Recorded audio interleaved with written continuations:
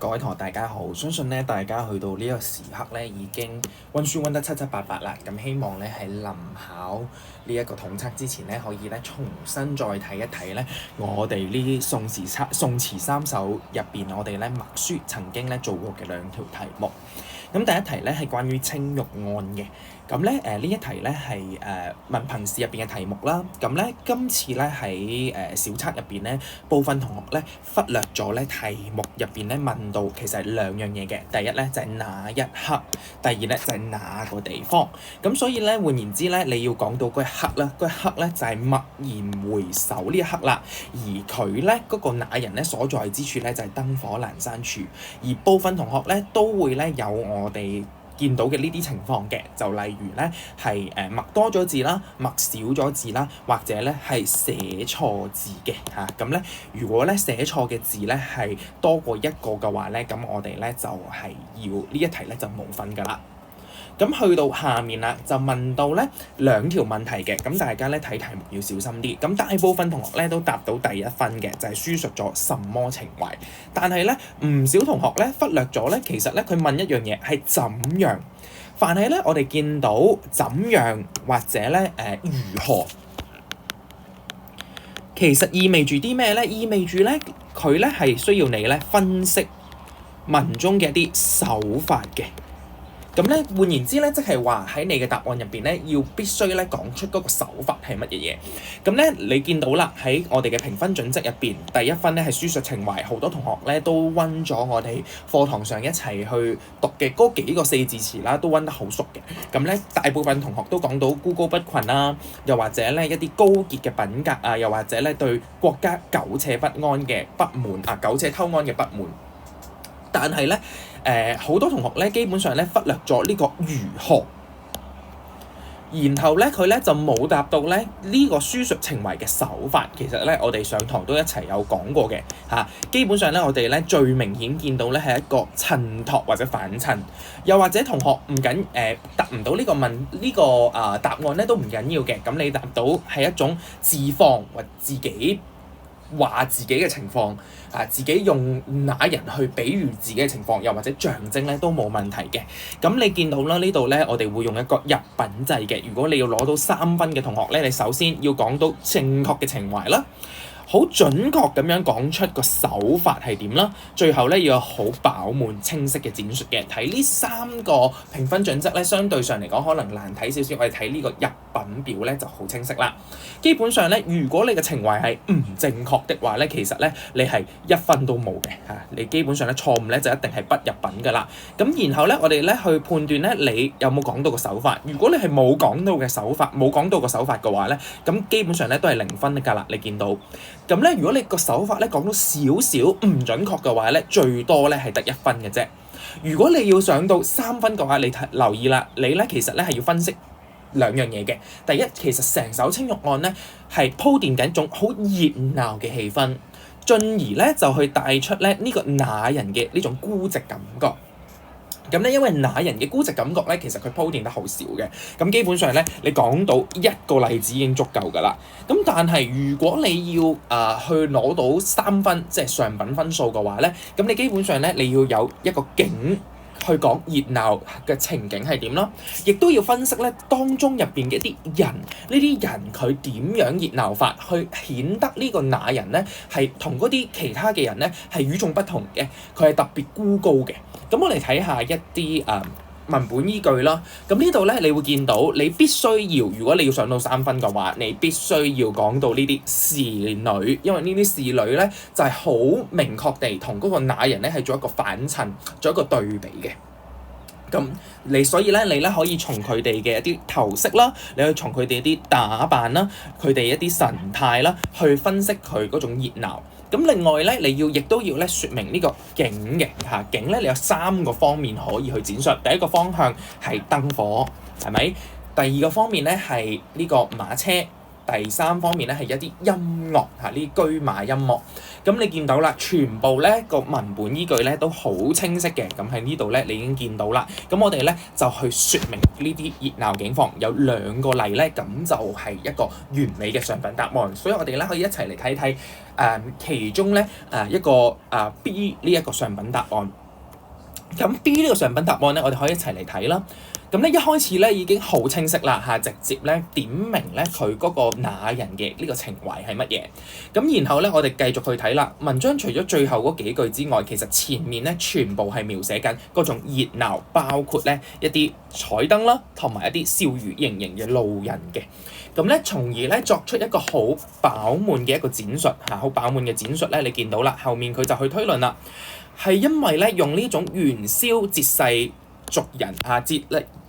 係用啲元宵節世俗人嘅一個熱鬧啦，置呢個國事於不顧，同喺嗰個陰暗處不隨世俗人咧，做一個強烈嘅對比，突顯咧呢一種不同世俗同流嘅高潔情操正正咧係象徵你見到呢一個手法，亦都講得好明顯啦，係一個象徵。係啦，係一個象徵，而前面亦都講到對比。咁你見到咧，無論係手法啦、情懷咧、例子同埋展述咧，都係做得相當好。咁樣咧就會有4分啦。咁相對而言咧，我哋嘅同學咧會比較似3分或者2分嘅呢一個咁嘅展述啦。我哋一齊睇睇呢個展述嚇。呢個展述咧其實你會發現咧，佢個情懷係有嘅，佢亦都有講到景物。亦都有講到咧，係嗰個人物嘅有2個例子嘅，不過全部都係集中於景物啦，亦都冇去説明啦。而佢去到最尾咧，亦都嘗試咧去講到咧，就係嗰種對比，係咪個手法都有嘅？可惜咧，真係咧佢嘅展述好粗疏完全咧係冇講到點解呢個作者身處熱鬧找唔到同道中人呢個形象係喺呢啲嘅文本依據入邊呈現，完全冇解説嘅。咁所以咧，你見到咧，佢只能夠攞到第1分，就係個情懷嗰1分啦。然後咧，後面係入一個下品分數俾佢，因為太粗疏啦。咁咧就只能夠係1+1，所以總共係2分。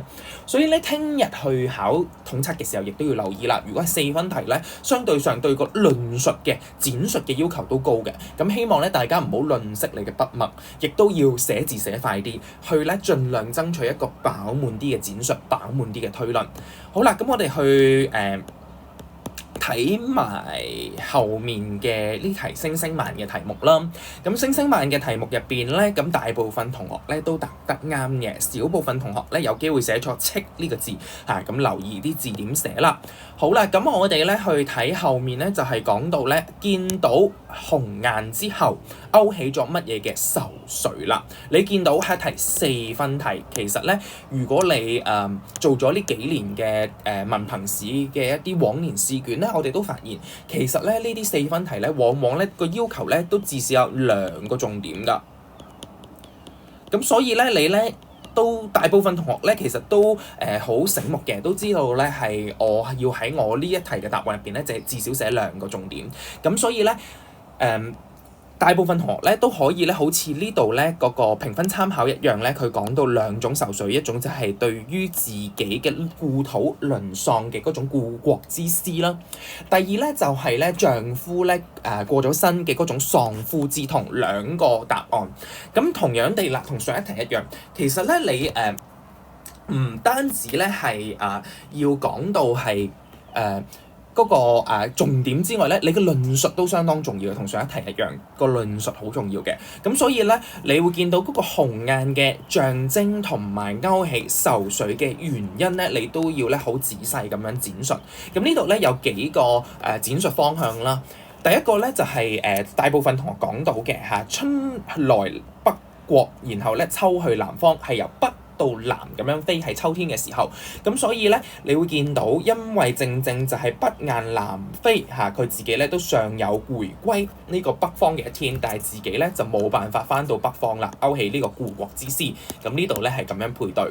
第二個配對咧，點解會記起佢嘅亡夫咧？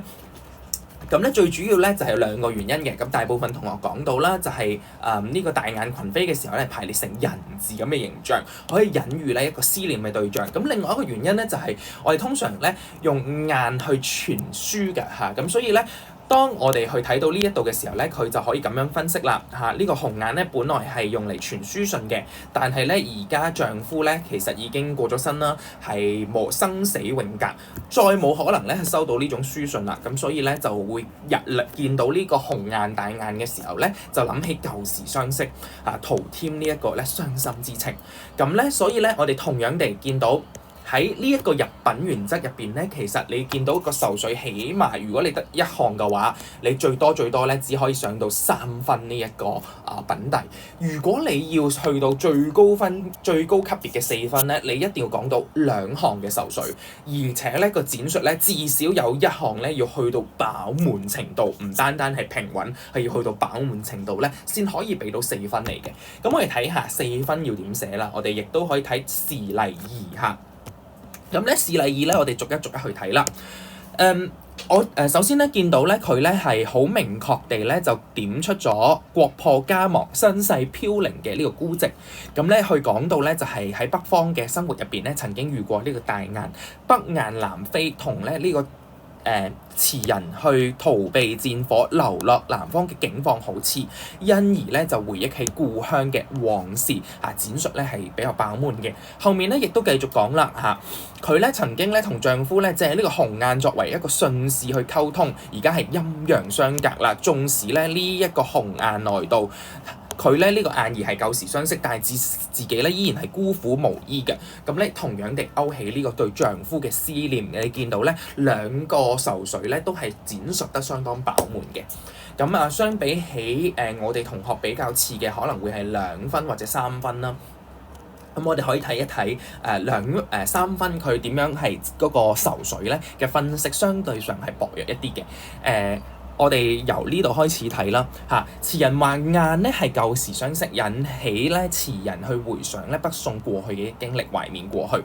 咁咧反映佢而家咧係冇相識嘅人，丈夫死咗啦嚇，冇呢個冇丈夫相伴嘅嗰種孤苦寂寞。咁咧呢個展述咧相對上嚟講比較薄弱啦，就解釋唔到咧呢個雁點解咁有針對性地係會令到李清照咧諗起佢嘅亡夫。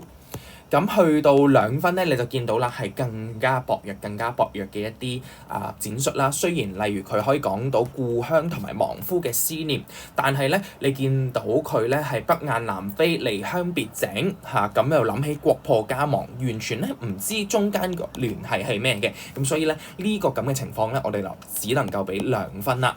咁咧下面咧就更加多咧係一啲展述好粗疏嘅係一啲示例。咁呢度咧我相信咧大家咧就唔會犯呢啲錯嘅。咁咧就希望大家喺溫完書之後咧睇埋呢2條題目，去鞏固翻自己嘅答題技巧。